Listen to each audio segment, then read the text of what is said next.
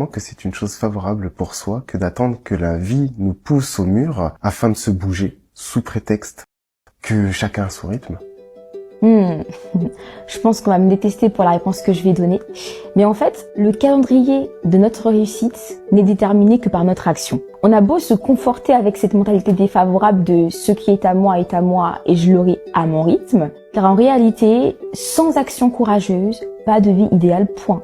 La foi en notre vie idéale ne se nourrit pas de prière, mais d'action. Prier, c'est croire que l'action posée marchera. Et décider d'agir, ce n'est pas compter sur nos propres moyens comme on essaie de nous le faire croire à travers les religions. Décider d'agir, c'est en fait justement montrer qu'on prend le risque avec Dieu alors même que les choses ne se sont pas encore manifestées.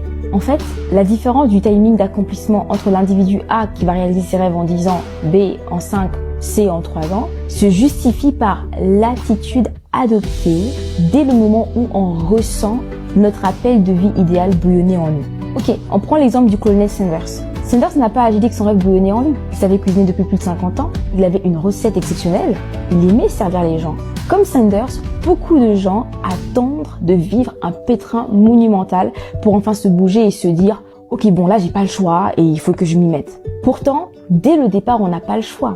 Parce que ne pas passer à l'action nous fait vivre avec ce regret quotidien du fait qu'on n'a pas osé se lancer tout simplement. Et entretenir en soi cette mentalité défavorable de « ma vie est unique et chacun son rythme », c'est se ralentir le plus possible et se conforter avec une inaction justifiée, tout simplement.